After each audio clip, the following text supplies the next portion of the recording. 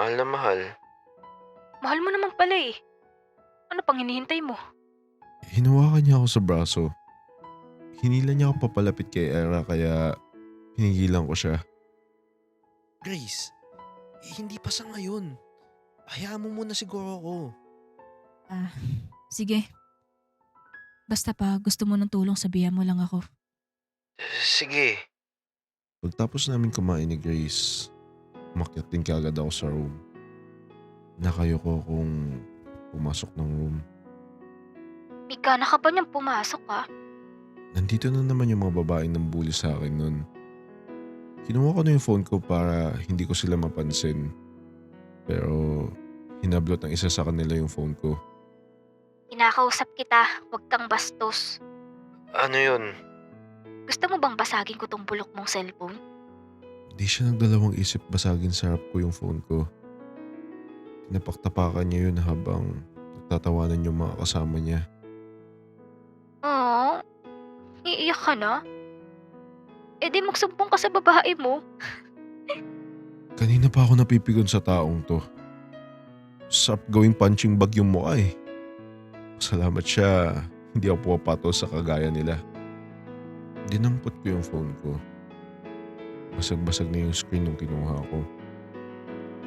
Gusto kong maiyak kasi may mga importanteng files ako na nakatabi doon. Nagastos na naman ako para lang ipaayos tong phone na to. Sunod-sunod na ata kamalasan ko ah.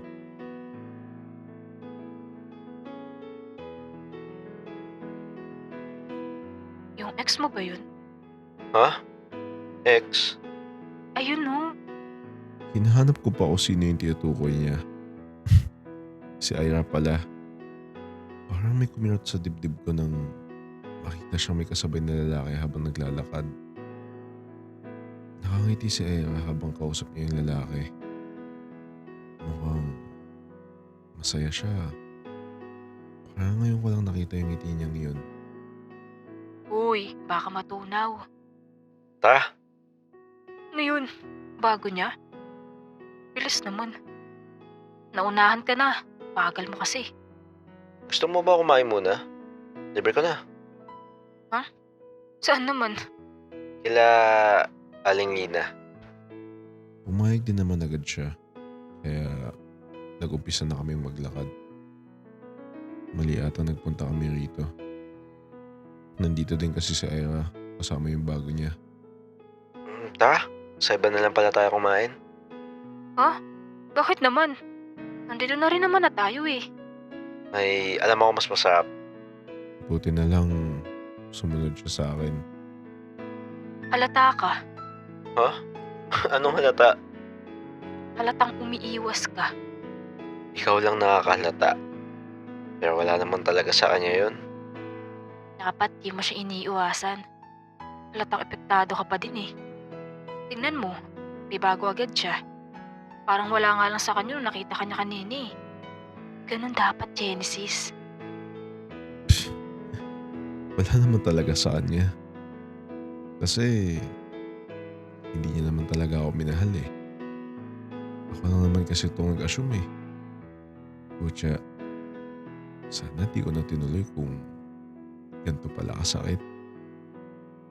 Pag uwi ko, chat ko si Aya gamit Gendes ako. Uy, magla-live ako ngayon. Sama ka? Sorry, hindi ako makakasama. Busy ako. Sige. Take your time. Siyempre nag-live ako. Baka kasi anong isipin niya kung hindi ako magla-live eh. Habang naka-live ako, hinahanap ko sa comment section si Ira. Nalungkot ako nang hindi ko siya makita. Napa-end live kaagad ako kasi siya lang naman dahilan kung bakit ako nag-live eh.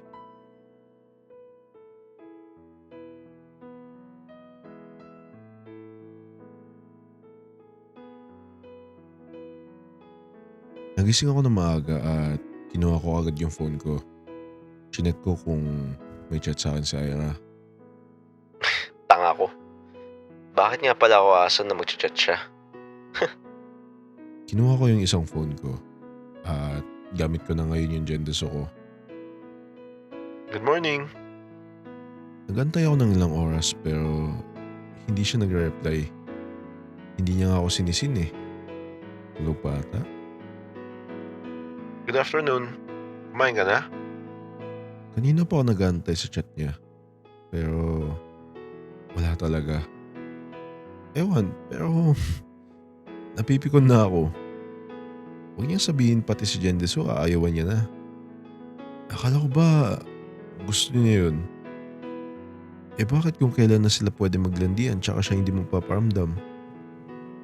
Putya, hindi pwede yun. Tanging si Jendesu na lang pag-asa ko para makabawi sa kanya. Immature man pakinggan pero siya naman nauna eh.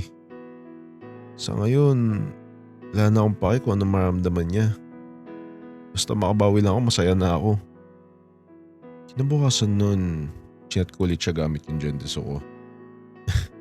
Napangiti ako nang mag-reply siya. Uy, busy ka? Ha? Hindi naman. Bakit? Tara, ML na. Sorry pero wala ako sa mood. Call tayo, pwede? Wala ako sa bahay eh. Asan ka? Sa tita ko. Sige. Sa sunod na lang. Tara, pwede ka na ngayon? Busy ako. Wala ulit ako sa bahay. Tara, G. Busy ka pa din ba hanggang ngayon? Oo. Hindi ko sure kung makakapaglaro ako.